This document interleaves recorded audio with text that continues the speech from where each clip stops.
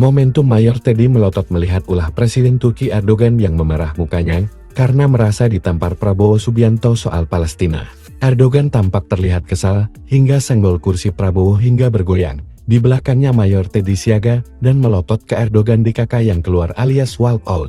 Namun Presiden Prabowo Subianto makin lantang dan tak gentar. Ia dengan pedas mengatakan soal perselisihan yang terjadi di antara negara muslim pada sesi khusus terkait Palestina dan Lebanon di KTT D8 Kamis 19 Desember 2024. Menurutnya hal inilah yang membuat negara muslim saat ini tidak dihormati, sehingga sulit untuk memberikan pengaruh terhadap negara yang sedang berkonflik seperti Palestina. Hal dikatakan Prabowo di depan Presiden Mesir Abdul Fattah el-Sisi, Presiden Turki Recep Tayyip Erdogan, hingga Presiden Palestina Mahmud Abbas, dan kepala negara lainnya. Menurutnya, negara muslim memiliki sumber daya yang besar. Namun menurut Prabowo, jika tidak bersatu dan sering berselisih paham.